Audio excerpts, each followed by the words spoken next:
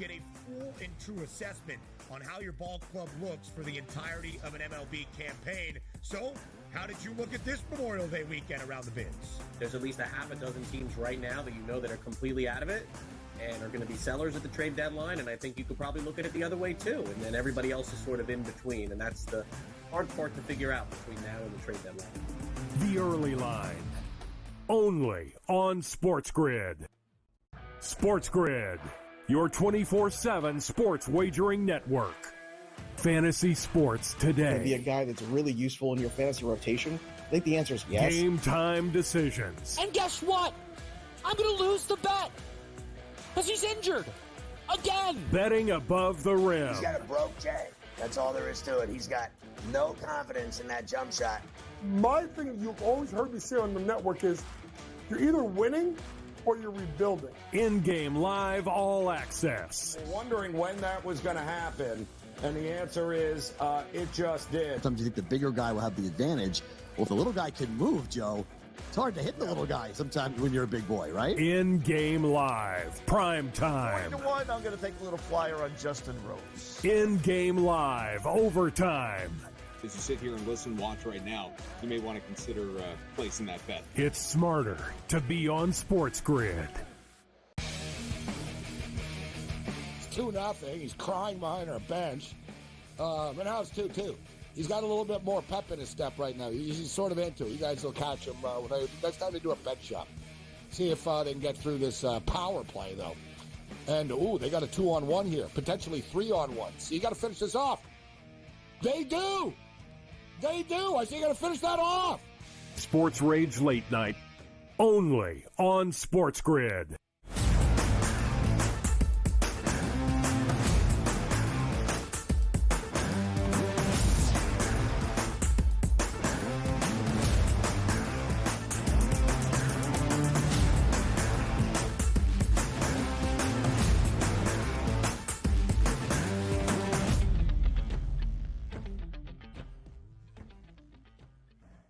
Hello and welcome to a Tuesday live right here on the Early Line on SportsGrid and all across the SportsGrid network. That includes sportsgrid.com/watch, where you can find your favorite destination and consume everything all across the grid. He is Donnie Rightside. I am Ben Stevens. We are here together for the next 3 hours live up until 11 a.m. Eastern Time, all across the SportsGrid network. A big day around Major League Baseball. A full slate on this Tuesday after a new week began yesterday with a shorter slate on a Monday. Plenty to discuss around the Diamonds as well. We have a winner-take-all game today at the WCWS in the Women's College World Series on the softball diamond in Oklahoma City with the three-time defending champs. The Oklahoma Sooners fighting to get into the final against their bitter rival in Texas. Regional action done in the NCAA baseball tournament with the Super Regionals on the horizon, and we inch closer, DRS. Now 2 days away from the 2024 NBA Finals in game number 1 on a Thursday in Boston, and game number 1 of the Stanley Cup Final on a Saturday in Sunrise as well. Nothing like killing momentum to championship series by putting them weeks out, it feels like, for both the NBA and the NHL. But we'll get there. We got plenty of time to get through it. And also another profitable day on the base pass yesterday for your boy DRS. So we're looking for a nice Tuesday schedule here and an action-packed 3 hours and a lot of great topics, which just could include a little bit more slander on those Cincinnati Bengals, man.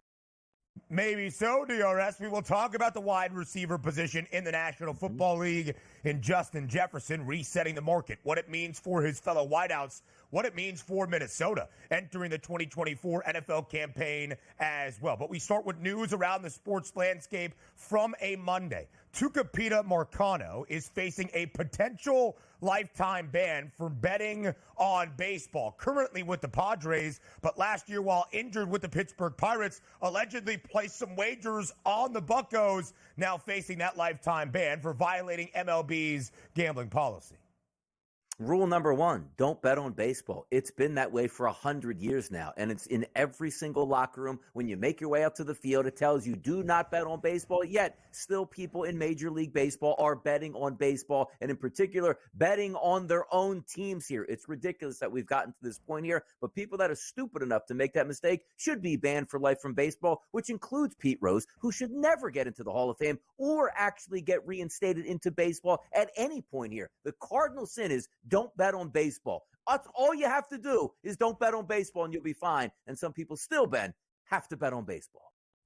Listen, it's the integrity across the sports landscape that we are seeing as the legalization of sports gambling continues to grow around the United States. The number one thing you cannot do is bet on the actual product. Bet on yourself in terms of motivation. Sure, bet on the actual game in which you are playing. If you are involved in that sports league, never. They are always going to protect the integrity of the game played between the white lines on whatever playing surface you are a member of. Now we go around Major League Baseball to actual action that happened yesterday in his return to Philadelphia. Rhys Hoskins homers, but it's not enough for the Brewers to win 6 in a row. The 5-game win streak for Milwaukee comes to a close as the Phils get a 3-1 victory. David Dahl in his Philadelphia debut, a home run and another run scored as the Phils take the opener of this midweek set 3-1 over Milwaukee. Yeah, sometimes you can't win in a high-scoring affair. Good to see the Phillies with a 3-1 victory. They'll take that here. And also the only run, as you pointed out, scored here as a home run for the Milwaukee Brewers by Rhys Hoskins. Got a standing ovation when he stepped into the box. It was interesting on the home run because as he was rounding the bases, Ben, there was a lot of boos. As he got to home plate and walked back to the dugout, it turned to cheers here. So certainly you do want to cheer on a guy that you had some good times with over the past couple of years. You always want that player to succeed, but also the hometown team to win. A great effort again by Zach Wheeler, 7 innings pitched, 5 hits, 1 earned run, 6 Ks. He was absolutely tremendous, and the Phillies bullpen was as well. Good bounce-back performance after a tough Sunday night for the Phils, back in the winning column. Yep. 42 wins equals the number 1 winning in the Major League Baseball, which includes those Yankees, also at 42-19. Tied with the Yanks with 42 victories, the most in MLB. Exact same record between New York and Philadelphia. 61 games into this MLB campaign at 42-19, as DRS just shared. It does not often happen that Oklahoma does not play in the WCWS final series. In the second game of the doubleheader, Texas wins 1-0. Despite Nyjah Kennedy on the bump for the Cardinal, Texas scores the only run of the game in the top of the 7th on a fielder's choice. The Longhorns on the Women's College World Series final as the number 1 seed in the bracket. Their most bitter rival, the 3-time reigning national champion Oklahoma Sooners, were 1 win away from doing just that. But Florida pulls off the upset yesterday. OU booked as a minus 280 moneyline favorite for the first game yesterday in OKC. The Gators, behind 4 home runs, knock off the Sooners 9-3. They snap Oklahoma's DRS 20-game win streak within the NCAA tournament at the College World Series. Winner take all game in this Tuesday afternoon between the Sooners and the Gators for the final spot in the final series of the Women's College World Series. Good crowds on hand and interesting opponents here. And also, we talked about yesterday that streak for Oklahoma coming to an end, but still, the season isn't over. But by the way, you want to be commissioner here of women's college softball? Let me tell you something, Ben. Move that mound back to 90 feet. It would be one of the unbelievable displays. We'd all love college softball. Enough of the 1-0 games here. Move it back. Let everybody get in there. Give me 12, 13 hits aside, 6, 7 runs aside, and voila, you got a ratings bonanza. Okay, Patty Gasso, by the way, and Oklahoma, 3 consecutive national championships for the Sooners. They have played in 8 of the last 11 final series at the WCWS. That's what they are fighting for today in a matchup once again against Florida. Here's a 7-7 for you. We go there, we go there, we go everywhere. The Giants' Darren Waller, more focused on his rap career perhaps than football ahead of mandatory minicamp. New York expects the tight end, who was not long in New York, to call it a career and retire. Exactly. And he should retire at this point here. If that is going to be your music career, you need a lot more practice than you do on the football field. So maybe he's stepping over into the auto-tune world, which I can smell a comeback here mid-season when that career doesn't work out in the music business. How about that? Yeah, training camp is always daunting for those vets. Sad news around the National Football League yesterday. Larry Allen, longtime Cowboys offensive lineman, one of the best guards to ever do it in the National Football League, passes away at the age of 52. An 11-time Pro Bowler, a Super Bowl champion with Dallas, a Pro Football Hall of Famer, sadly has passed away. One of the strongest guys I've ever seen in my entire life. The video's going around of benching 700 pounds while he's with the Dallas Cowboys. And this was one of those guys that used to joke about. He would fold you up like a lawn chair on every play. He would tell you the running play was coming to his side and still freight train the defensive tackle and the linebacker here. Certainly one of the best guards to ever play the game. And only 52 years old, man. What a shame. Yeah. Very, very sad, passing away this weekend on a family vacation in Mexico. Our hearts go out to his family and the entirety of the National Football League circle. Now we go to the clay out in Paris at the French Open. Novak Djokovic tested yesterday, but rallies in 5 sets to advance to the quarterfinals. Quarterfinal action in the women's draw bright and early on this Tuesday morning. Iga Swiatek, the hefty favorite, on the court right now over in Paris. Men's final, women's final coming up today. Cannot wait for it here. It should be very exciting, Ben. Yeah, DRS is super excited. Those finals, by the way, coming your way on Saturday and Sunday. Carlos Alcaraz, now the favorite to win the men's title at plus 140. Swiatek, minus 220 to win that women's French Open championship. Would that be 3 in a row? Our tennis extraordinaire and producer, Joe Frizo? 3 in a row for Iga Swiatek on the line this year at Roland Garros. Speaking of French people, Kylian Mbappe completes his transfer to Real Madrid. Only making $16.5 million a year. What happened to the soccer salaries here? I thought this guy would be making 30, 40, 50 million. Justin Jefferson's making $35 million a year. That's an all-time 7-7 on our left. More on the early line next.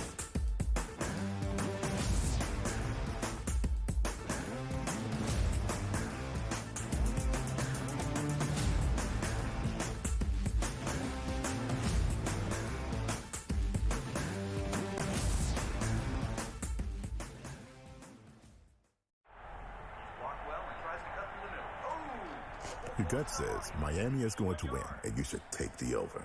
Your gut also said your NFT selfies would only go up in value. They didn't. But your head is on SportsGrid and knows the QB is in concussion protocol. The backup has a 45 QBR against the zone coverage. The New York D has the most sacks in the league. So yeah, trust your head. It's smarter to be on SportsGrid.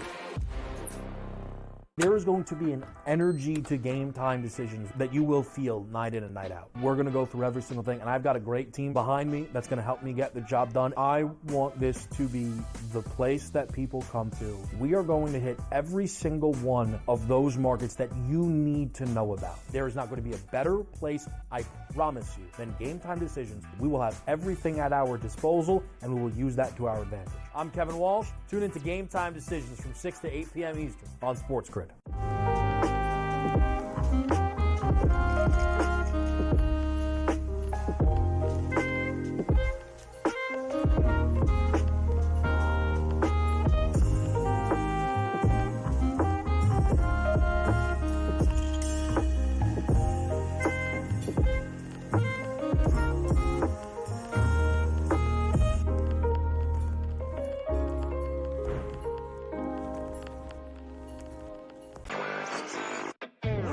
Chicago is one of the top media markets in the country, so it makes some sense.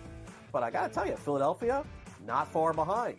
Cleveland, Ohio, not far behind. I would guess that precedent is now set. They now would be paying, based on the last 12 months numbers, they'd be paying an additional $81.6 million in taxes. Newswire, only on SportsGrid.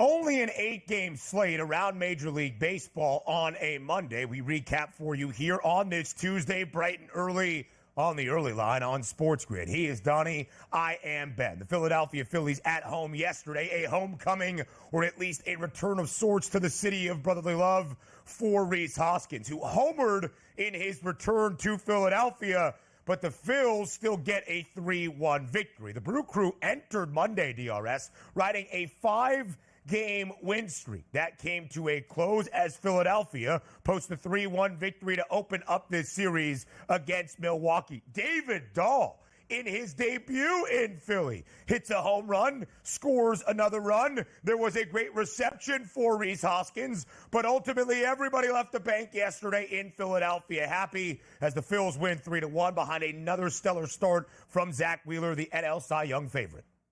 That's what's supposed to happen yesterday. Look, the Brewers are a good team. The Brewers are going to make the playoffs, and heck, the Brewers might even win that Central Division. But when you take a look at the best teams in baseball, the Phillies certainly in that conversation with the Dodgers and with the New York Yankees, just based on how many wins they have at this point. But also, you're at home after a loss. We always call this, you need a stopper on the mound to say, okay, got that loss, let's get a win back. Who's that stopper? Zach Wheeler, maybe going to win the Cy Young in the National League. He was tremendous last night. 7 innings pitched, 1 earned run. That's exactly what you needed after a frustrating loss in extra innings the night before to the Cardinals. And also, an emotional day coming back to Citizens Bank Ballpark with the return of Rhys Hoskins, who loved it in Philadelphia, but you can't pay everybody just on nostalgia. If there's no room for a guy, you can't just say, sure, come back, $17, $18 million a year, we'll find a spot for you. I think he found a great landing spot in Milwaukee, and the Phillies also have their first baseman in the future, which is Bryce Harper. Worked out yesterday, home run for Rhys Hoskins, win for the Phillies. I think the fans got everything they bargained for if they paid ticket money yesterday heading down to the park.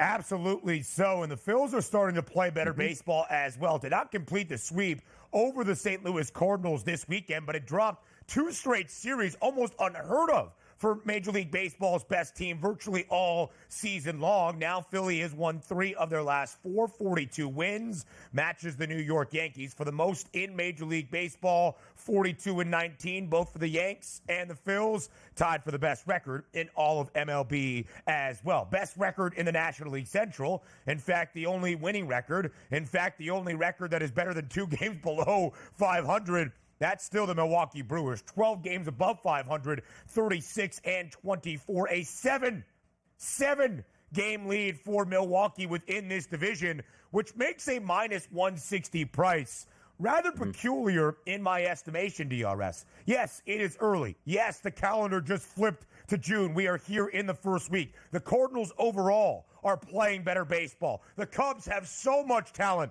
Maybe they can figure things out. But a 7-game lead is still a 7-game lead, regardless in which month of a Major League Baseball season it happens. And yes, you are paying minus money, but Milwaukee seems like the team to beat in the National League Central. I don't think minus 160 is all that hefty of a price tag.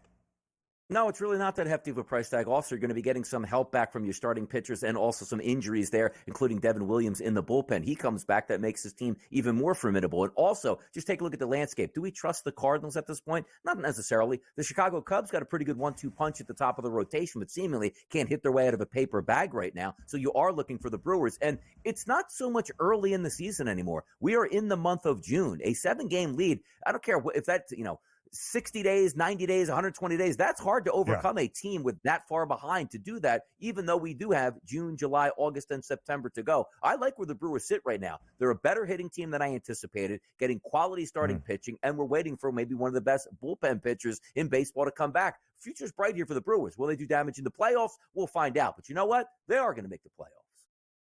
Yeah, they certainly are, but there is still a large distinction between the Atlanta Braves, 3rd best number even without Strider or Acuna Jr. to win the National League pennant at 5-1, and the fall off to Milwaukee, who has the 4th best price at 14-1. And if you win a division with a good record, there's a chance you earn that opening round bye, and yet still 14-1 for the Brew Crew. What's that old saying?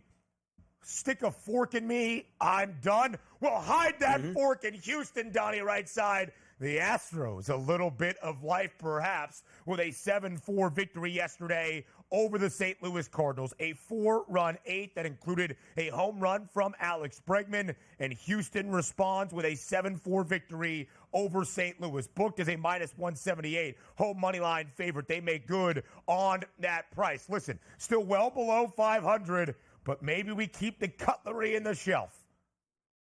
And by the way, cashing in my play of the day yesterday, also Yordan Alvarez, left-handed batter, thought he would do some damage yesterday and did that. Also, I love Kyle Tucker as well. He got one plate appearance, got a base hit here. His next plate appearance, fouled a ball off of his shin and had to leave the game. So sort of a tough beat on that one. But you're right, coming back 4 runs in the bottom of the 8th inning, that shows a lot of heart here. Hader picking up his 9th save of the season after a clean bottom of the 9th inning. The fork is ready to circle around the food again. The last night, just couldn't put it in there, Ben. Just couldn't do it. Donnie over the stove like this, testing the meat, seeing if it's ready. But that's actually the different utilization of that saying. It's put a fork in me, I'm done. Well, no, actually, that is the right. Anyway, we'll get to the food sayings and the metaphors in a little bit. But for the Astros, big victory. They had lost 5 of their last 7 entering yesterday's opener against the Redbirds for St. Louis. Lost the weekend in Philadelphia despite winning on Sunday Night Baseball to avoid the sweep. Lost the opener yesterday in Houston against the Stros. But the Cardinals still 13-6 in their last 19 games. They were 9 games below 500 on May 11th. They have responded again with a 13-6 record from that juncture. For Houston, still 7 games below 500. Still in contention, it would seem, for the American League West and a plus 950 price on the Astros to win the American League pennant. Since April 14th, DRS, the closest that the Astros have gotten to an even 500 record is 5 games below. Even with the win, still 7 games below 500 at this moment. Here's the issue, though, that you take a look at with Houston. Who's coming back to rescue them? Because what we've seen out of Verlander for the first decade has been unbelievable Cy Young Award-winning pitching performances. But I think you're getting the Verlander of what we can anticipate the rest of the season, Ben. 5 innings pitched, 4 earned runs yesterday. That's just not good enough here from your ace, but you still bailed out late in the innings, which is a quality sign for the Astros. But I just don't like where they're going. Also, bad news on Urquidy as well. So tough scene for Houston Astros. Bad news on Urquidy. Good point, DRS. We go elsewhere around MLB next.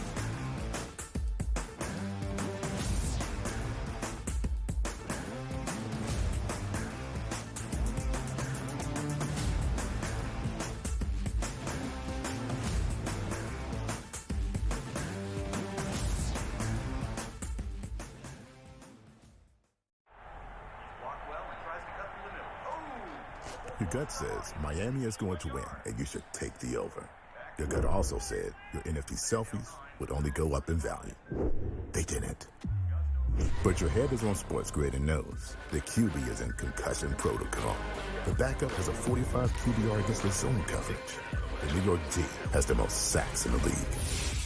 So yeah, trust your head. It's smarter to be on SportsGrid.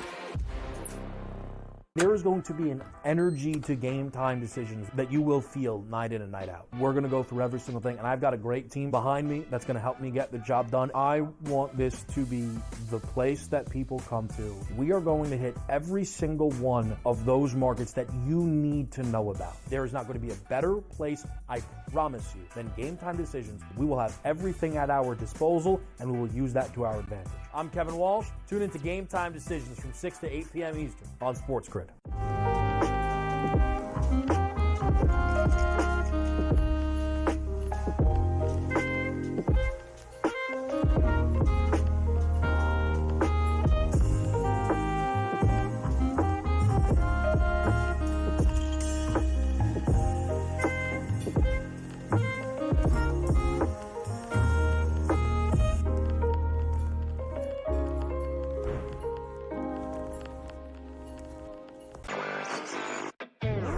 Chicago is one of the top media markets in the country, so it makes some sense.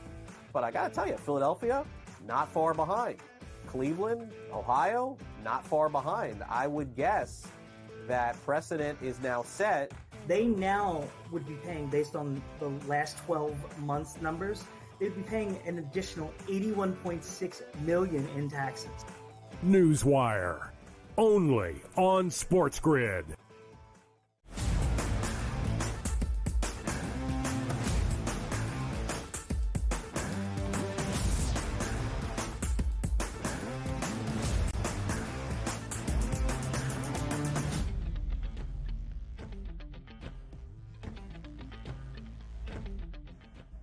Opener yesterday in an American League East divisional duel between the Baltimore Orioles and the Toronto Blue Jays, a battle of the birds up in the Great White North. And it goes the way of Baltimore to start. DRS on fire yesterday with the RBI props and telling you who to keep an eye on at the dish. He mentioned in the game for Houston, Yordan Alvarez, home run. Anthony Santander yesterday against Kevin Gausman, also a home run. Austin Hayes hit 2 long balls for Baltimore, and Grayson Rodriguez, sensational on the bump. 7 innings of work, only allowing a single earned run as Baltimore takes the opener in Toronto over the Jays by a final score of 7-2. Yeah, Gausman had been having a really good run as of late. Looked like recreating what we saw for the past couple years, but he finishes with 6 1/3 innings pitched, which is fine getting into the 7th inning, but you can't give up 6 hits and 6 earned runs and only 3 Ks. That lineup for Baltimore certainly would attack. I thought Gunnar Henderson might have been a good shot at an RBI prop. He came up a little bit lame yesterday, 1 for 5, but got a double, I believe, late in that ball game. But this is what you get. There are no easy outs in that lineup for the Baltimore Orioles. 38-20 now in the season. And Grayson Rodriguez, we talked about him a lot last year when it was up-and-coming young pitchers in that lineup. What can he provide? Now you have an ace on that staff, Corbin Burns. You got 6 2/3 innings, 7 hits, 1 earned run on the road against a division rival. Man, that's exactly what you would love to bargain for. And also, Rodriguez now 6-2 on the season. We love the Orioles. We'll talk about them on a day-to-day basis. Why? Exciting lineup, a lot of RBI opportunities, and some pretty good frontline pitching here. That's how you get a 38-20 record. And yesterday, pretty close spit in terms of those money line prices. Baltimore -112 with Kevin Gausman on the bump. Toronto -104. Total of 7.5 does sky over because of the bats yesterday for Baltimore. Colton Cowser, the other rookie for the O's, a couple of ribbies as well. Toronto entered yesterday winners of 5 of their last 6, despite being a few games below 500. But those 6 games came in a series sweep over the White Sox last week and a series victory over the Pirates over the weekend. Baltimore now victorious in 9 of its last 11. And that's really the story, DRS. This young Orioles team who won 100 games last year, 2 years after losing 100. The Orioles were the number 1 seed in the American League playoffs last year, bounced in the opening round. Maybe a tad too early in terms of the postseason pedigree, but now you gain that experience. And for the first time in a long time, the O's entered the 2024 MLB season with expectation. So far, they are passing with flying colors, 38-20 for Baltimore, 3rd best mark in the American League, 2nd best price to win that AL pennant, only behind their divisional foes, and the team that is tied for the best record in all of MLB, the New York Yankees. Yeah, you got to walk before you can run. You saw last year maybe a little bit ahead of schedule on the Orioles, picking up so many victories and having a solid season. Now the expectations, as you pointed out, are to make the playoffs and do some damage in the playoffs. And I like that lineup across the board. And keep in mind, we talk about some of these teams just in the month of June that are looking to make pressing, runs deep into the playoffs and or win a World Series. I'm interested to see where these front offices go to sort of add that next level talent, because the teams that separate themselves are the teams that are like, the Yankees are really good. The Phillies are really good. The Dodgers are really good. The Orioles are really good. Who's going to go all in and say, okay, we're not just going to pick up like a guy that's going to help us out in the 6th or 7th inning out of the bullpen. Who's going to help out with a frontline starting pitcher? An absolute all-star trade that you make here. One of these teams is going to do that to separate themselves. And I'm hoping one of those teams would be the Orioles, because that would be a fantastic run down the stretch in just one division alone, the AL East. Can you imagine the Yankees and the Orioles for supremacy there, making trades at the deadline and going all in? It'd be a lot of fun to watch it play out. We'll look at those pennant prices in just a moment in both of the leagues. The story in the National League, that tier of 3, the Dodgers, the Phils, the Braves, and then everybody else. Right now, at least from the prices in the American League, it's the Yankees, a short favorite at +170, and a grouping of teams you would think that are in true contention for a pennant in the AL. Does Donnie Rightside agree? We will find out. Yesterday, dead even pick'em in the opener of a series in Texas in Arlington between the Tigers and the Rangers. Tarek Skubal on one side for Detroit, Nathan Eovaldi on the other for the Rangers. And Skubal and the Tigers get the better of the Rangers. 2-1 the victory. Great starting performances really from both sides, but the difference being Jake Rogers, the native of Canyon, Texas, homers twice back in his home state. Both of the runs for the Tigers, those 2 solo shots. Detroit wins 2-1. Usually you'd say to yourself, Ben, let me see if I want to take an over. I'll tell you, if there's going to be 3 home runs in this ball game, give me the over. Yeah, 3 home runs, 3 solo shots, 2-1 final. And also, how about Skubal opening up against Marcus Semien right off the bat, giving a home run? It's like, you know what? That's going to be enough. And I believe there was a clip floating around, tweeted around, where it's like, hey, you know what? DRS says the Tigers should win this ball game. Cha-ching, they did. Yes, they did. Skubal now 7-1 with a 1.97 ERA. Pennant Price is up next.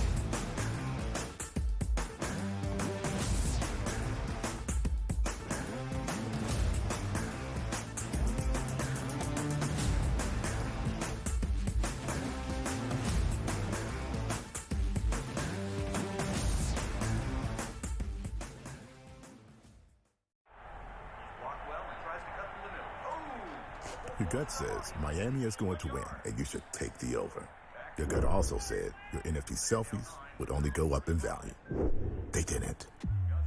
But your head is on SportsGrid and knows the QB is in concussion protocol. The backup has a 45 QBR against the zone coverage. The New York D has the most sacks in the league. So yeah, trust your head. It's smarter to be on SportsGrid. There is going to be an energy to game time decisions that you will feel night in and night out. We're going to go through every single thing, and I've got a great team behind me that's going to help me get the job done. I want this to be the place that people come to. We are going to hit every single one of those markets that you need to know about. There is not going to be a better place, I promise you, than game time decisions. We will have everything at our disposal, and we will use that to our advantage. I'm Kevin Walsh. Tune into Game Time Decisions from 6 to 8 p.m. Eastern on SportsGrid.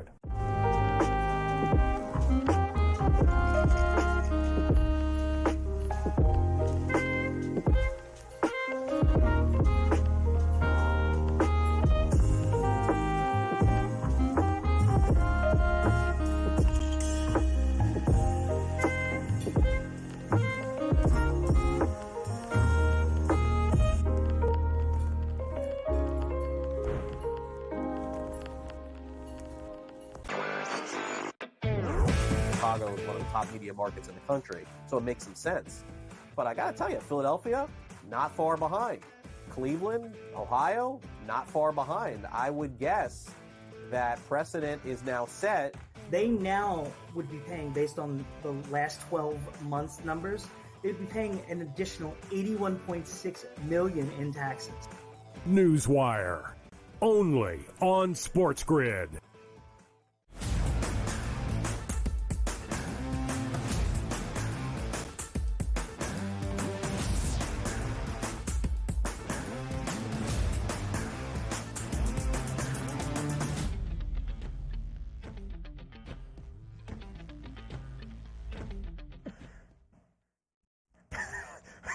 Pennant Price is live right here on this Tuesday on the early line on SportsGrid. More than 2 months into this Major League Baseball season, DRS. Here we are in the opening week of June. Memorial Day weekend now in the rear view. The rest of the summer on the horizon. It feels a little bit more legitimate when you start to get into the early summer days and weeks of the month of June, deeper into this month, into July, August, so on and so forth. And I think there are some storylines emerging around Major League Baseball so far this season. We start in the National League pennant prices, where really the story all year was the tier of two, with the Phillies ever so slightly behind both the Braves and the Dodgers. But the shakeup has been, one, because of Philadelphia's excellence on the diamond. 42 wins, the most in MLB for a good majority of this opening half of the year. The Phils have had the best mark in all of the bigs. And then also because of the injuries to Atlanta. Spencer Strider out for this year, the ace for the Braves. Ronald Acuna Jr., reigning National League MVP, injured 2 weekends ago, out for the rest of this season as well. Now really it's a tier of three where the Braves sit in third and the Dodgers remain the favorites, but the Phillies have that second shortest price at plus 270.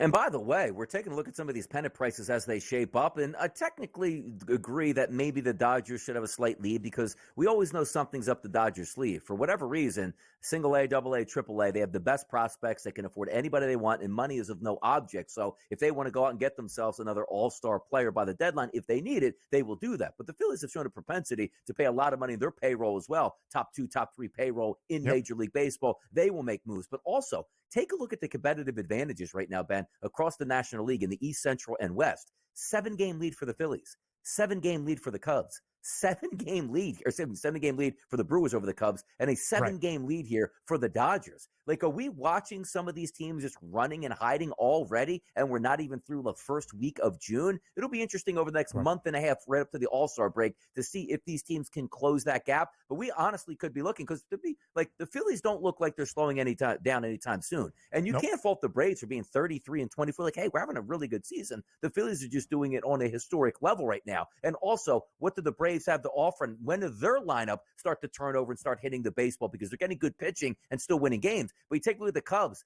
they're under 500 right now. I thought this was one of those teams that could be able to challenge, because we talked about that frontline pitching of their staff, but they certainly haven't been hitting the baseball all that well. Only 257 runs scored compared to 305 by the Brewers, who we never accuse of being a great offensive team. And then the Dodgers, I'm waiting for the Padres here to sort of turn that corner, because I do think they have a lot of talent, but they're only one game over 500. So it looks like the Phillies, Brewers, and the Dodgers, if you just took a parlay right now on who was going to win the division, it'd be hard-pressed to say one of those teams is going to fall off, because they already have a 7-game lead.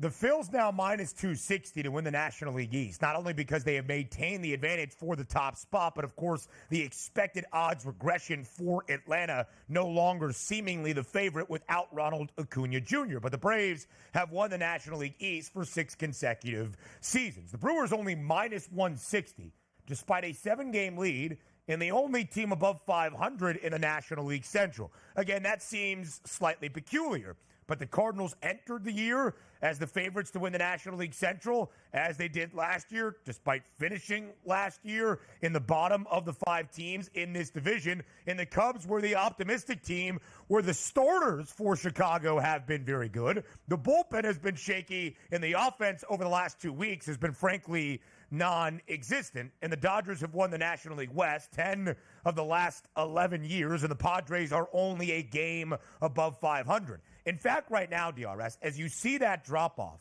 between Atlanta and Milwaukee, it speaks in greater part to the entirety of the National League. There are only 5 teams that are above 500, and that 5th team is San Diego, who is only a game above 500. We know how the playoff picture now looks in Major League Baseball, where the last few years have featured a team that has come out of nowhere, basically. The Phillies in Red October 2 years ago to win the National League pennant. The Arizona Diamondbacks against those Phils last year, 2 wild card teams battling it out for the pennant as well. But you would just think, based on how the bracket plays out, the odds would certainly favor the Dodgers, the Phillies, not the Braves, the Brewers. Milwaukee right now is only a game and a half behind L.A. for what would be that 2nd spot, earning that first-round bye past the wild card onto the divisional round within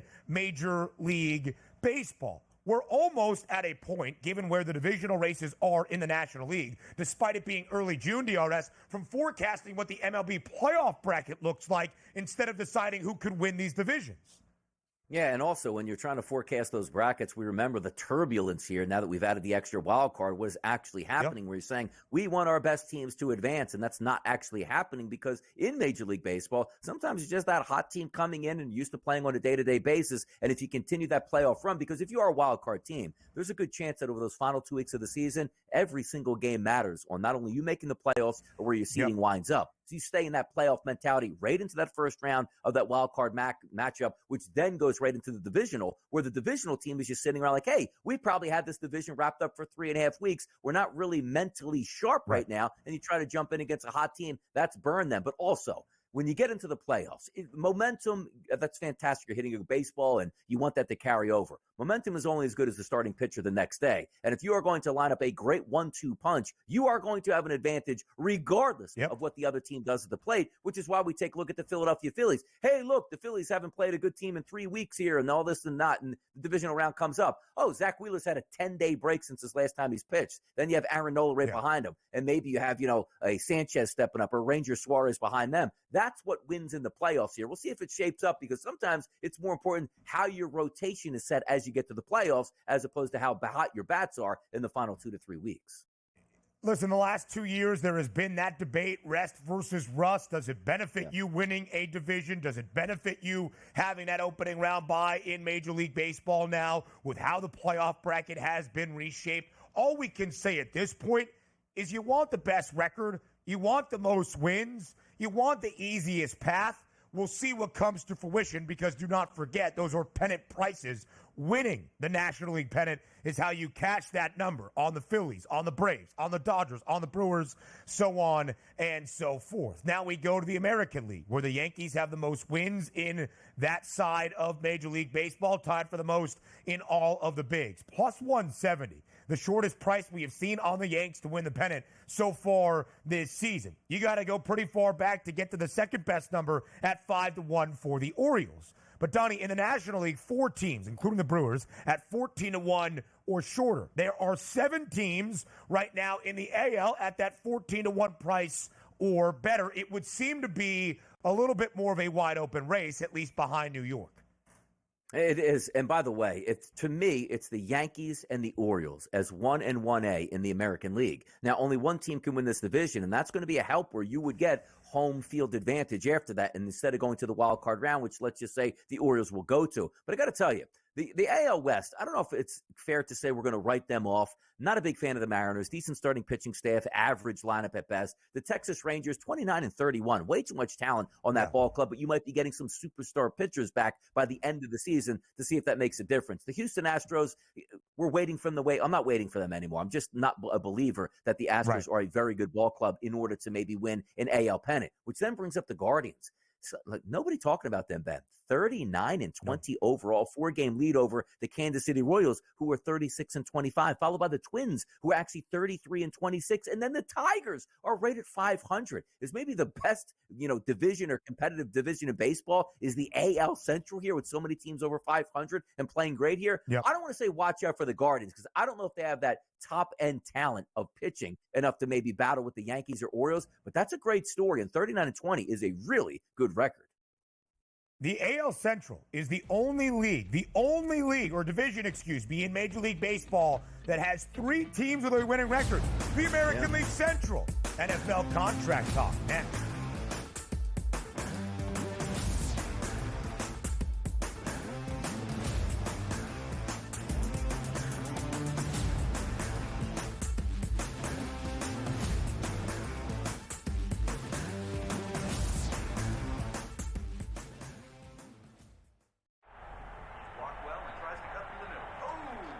Your gut says Miami is going to win, and you should take the over. Your gut also said your NFT selfies would only go up in value. They didn't. But your head is on SportsGrid and knows the QB is in concussion protocol. The backup has a 45 QBR against the zone coverage. The New York D has the most sacks in the league. So yeah, trust your head. It's smarter to be on SportsGrid. There is going to be an energy to game time decisions that you will feel night in and night out. We're going to go through every single thing, and I've got a great team behind me that's going to help me get the job done. I want this to be the place that people come to. We are going to hit every single one of those markets that you need to know about. There is not going to be a better place, I promise you, than Game Time Decisions. We will have everything at our disposal, and we will use that to our advantage. I'm Kevin Walsh. Tune into Game Time Decisions from 6 to 8 p.m. Eastern on SportsGrid.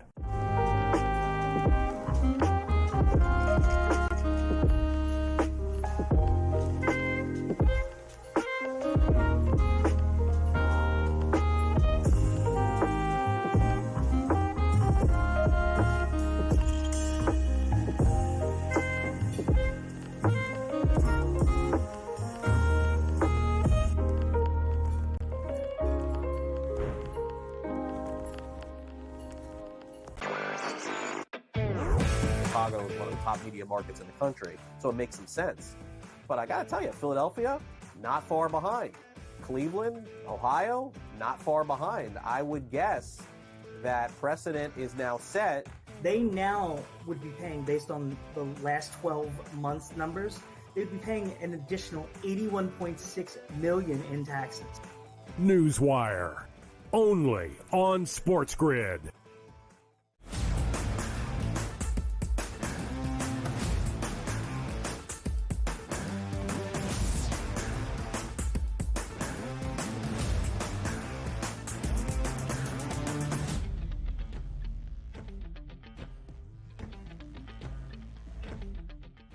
The NFL world is consistently reacting, so we do here to Justin Jefferson's record-setting deal yesterday. A 4-year contract extension worth $140 million with the Minnesota Vikings. That includes $110 million guaranteed. That's $35 million per year on an annual average salary basis, making Justin Jefferson the highest paid wide receiver in the history of the National Football League. But not just wide receiver, the highest paid non-quarterback ever in the history of the National Football League as well. And Donnie, we brought this breaking news to everybody yesterday when the contract extension came down. And frankly, we expected J-Jet to get his large payday at a certain point throughout this offseason, more than likely during these summer months. And here they are. And the reaction that you have seen around the National Football League in the last 24 hours or so, how do you feel about this contract extension for J-Jet? I love it. I think it's fantastic. You take care of maybe the best wide receiver in football, lock him up for years to come, keep him happy heading into training camp. And also, the price of the brick goes up every single day. And how do you know this is like a good contract? And, we always pull like different contracts that we seem like, I can't believe this guy got this much money. Probably the most recent one, I guess you could say, where we all laughed at was Daniel Jones and the New York Giants, getting $40 million roughly per year, when if he went on the free agent market, I don't even know if he would have got a contract offer from any other team. That was funny. But you saw these numbers for Justin Jefferson at $110 million guaranteed, and everybody goes, yeah, it makes sense. He's a really good player. That's what he's deservedly so. And also, A.J. Brown behind him, $84 million. St. Brown at $77 million. I'm just bringing up two of those guys because of how much money more Justin Jefferson got in guarantees than those other guys. Are we saying he's so much better than A.J. Brown or Amon-Ra St. Brown? No, we're not. But even though he got that much more, nobody's having a tough time with it, because if you are considered the best player at your position and you break a record on salary compensation, that's what's supposed to happen here. So who knows who the next wide receiver is going to be, but that is a high bar that has been set now for a top flight wide receiver. And everybody, by rounding, saying, and including myself, that's a good deal. He's a good player. You have him locked up for a long time. He's young. He should dominate. Let's get after it. Let's go to that guaranteed money graphic again, first and foremost, to highlight the excellent work of our graphics producer, Jesse Metzger. That is a beautiful image on the screen. And then secondly, to highlight the first four guys, including Justin Jefferson, A.J. Brown, Amon-Ra St. Brown, and Jalen Waddle, that have the most guaranteed money at the wide receiver position in the National Football League. All four of those contract extensions happening this offseason. It is where the wide receiver market is trending. Now, $140 million in total is a vast amount of money. $35 million per year is a lot of money. If there was one guy not named a quarterback worth it, in my estimation, it's Minnesota's Justin Jefferson. When you look at the career stats for J-Jet in his 4 years out of LSU, it's been otherworldly. The offensive player of the year 2 years ago in 2022. He started off the first 3 weeks of this past season nearly having 150 receiving yards in 3 consecutive games. Donnie, he only played 10 games last year and still had more than 1,000 receiving yards as well. Justin Jefferson has been an absolute freak. Over his 4-year NFL career, he averages 98.3 receiving yards per game. That's the most per game from an average basis in the history of the NFL as well. Justin Jefferson is deserving of it. And you said, DRS, that's what's supposed to happen. When you are arguably, if not even inarguably, the best at your position, you should reset the market. You should get that record-setting historic deal. I estimated that one of the wide receivers that was in line for a contract extension this offseason, Justin Jefferson, Jamar Chase, maybe even Dallas's CeeDee Lamb, would get close to $35 million per year. Did you think that was in the cards for a guy like Justin Jefferson as well? I didn't know how high it was going to go because the one thing that I guess they were good with, and you saw the end of the season when the general manager here for the Minnesota Vikings goes, this is our best player on the team, basically. This is the best wide receiver in the league. He's young. We are going to pay him accordingly. And I believe he even offered the words of, we're going to make him the highest paid wide receiver in the sport here. And everyone's like, yeah, we expected that to take place. But also, we weren't hearing numbers being floated out. And we saw contracts coming in, the Waddles, the St. Browns, and A.J. Brown, like, ooh, you know what? That's going to be a benchmark where you know this guy is going to get over that. But the fact of the matter is that A.J. Brown got $84 million.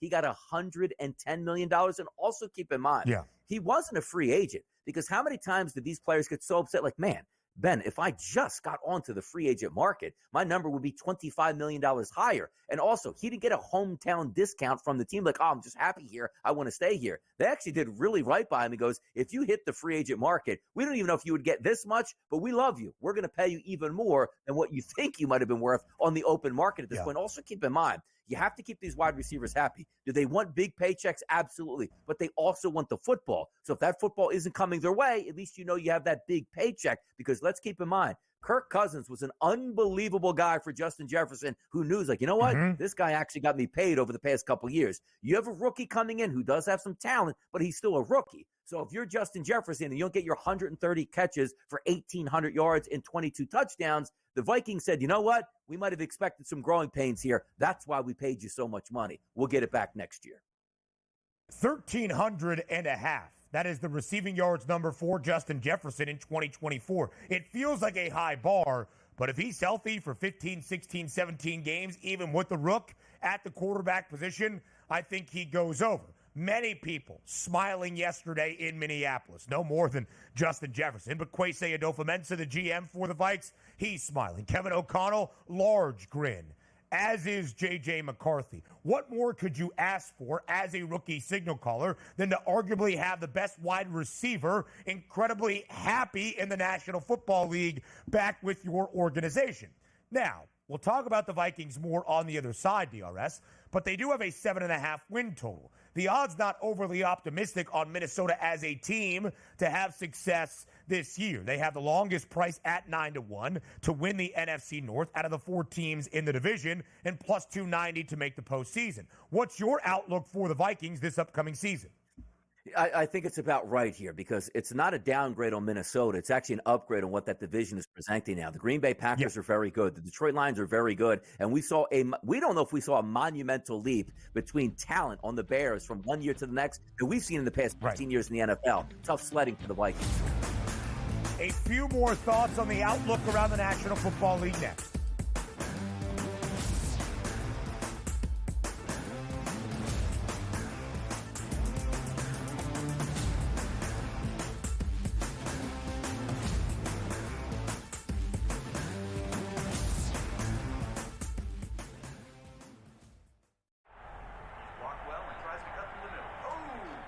Your gut says Miami is going to win, and you should take the over. Your gut also said your NFT selfies would only go up in value. They didn't. But your head is on SportsGrid and knows the QB is in concussion protocol. The backup has a 45 QBR against the zone coverage. The New York D has the most sacks in the league. So yeah, trust your head. It's smarter to be on SportsGrid. There is going to be an energy to game time decisions that you will feel night in and night out. We're going to go through every single thing, and I've got a great team behind me that's going to help me get the job done. I want this to be the place that people come to. We are going to hit every single one of those markets that you need to know about. There is not going to be a better place, I promise you, than Game Time Decisions. We will have everything at our disposal, and we will use that to our advantage. I'm Kevin Walsh. Tune into Game Time Decisions from 6 to 8 p.m. Eastern on SportsGrid.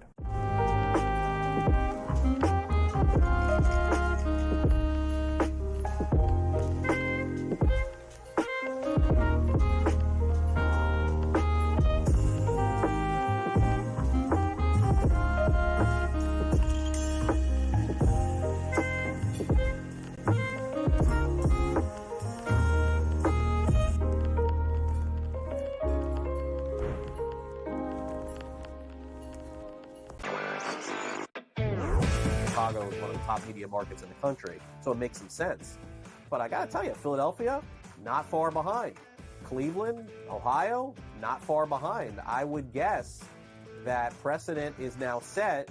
They now would be paying, based on the last 12 months numbers, they'd be paying an additional $81.6 million in taxes. Newswire, only on SportsGrid.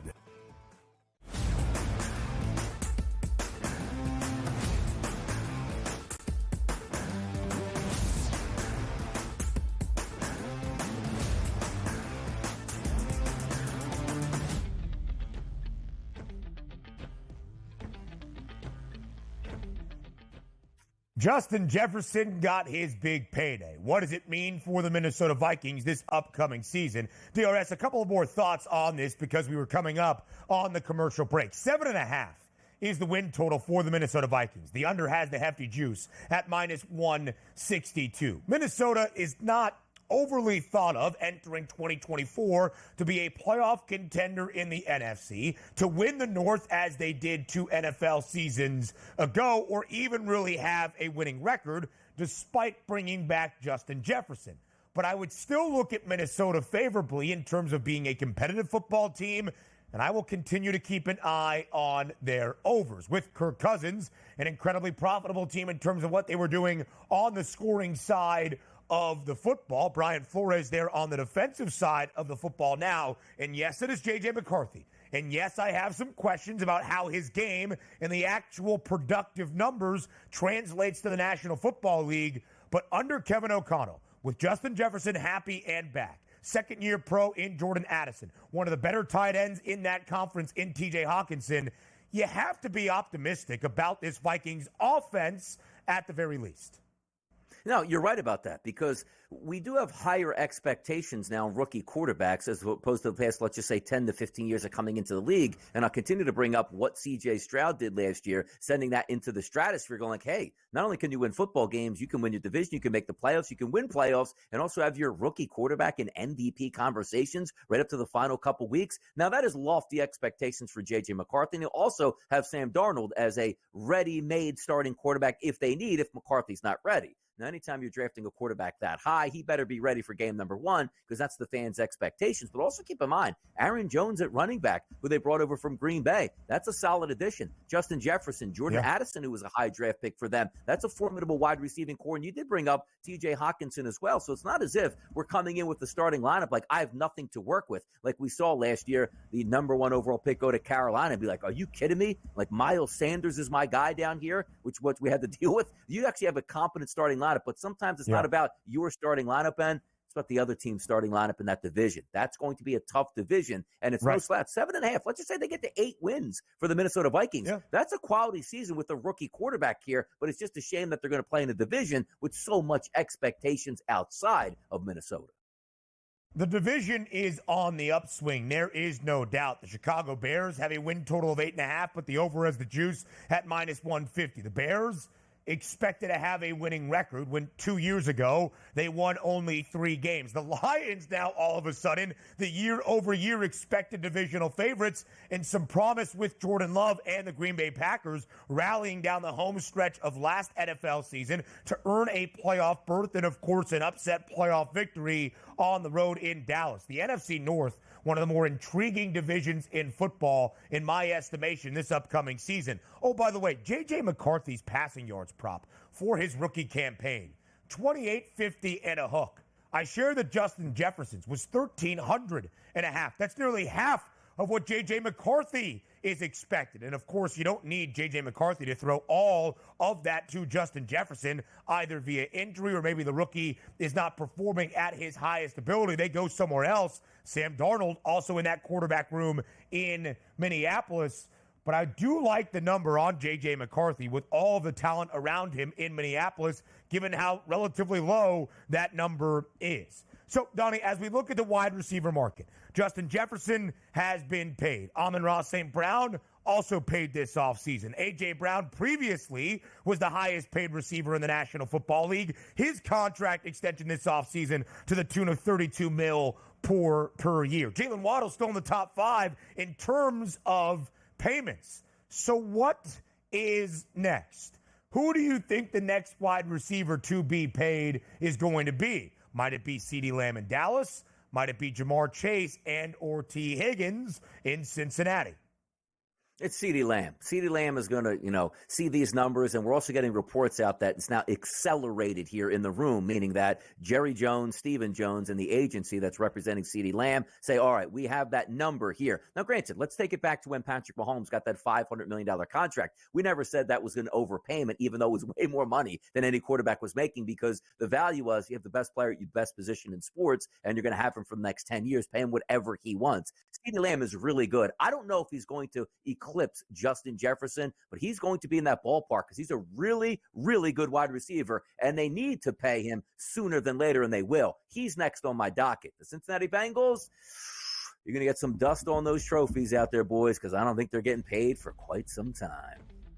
And we're going to talk about that to start hour 3. That will be the discussion then. But next, it's hour 2 on the early line.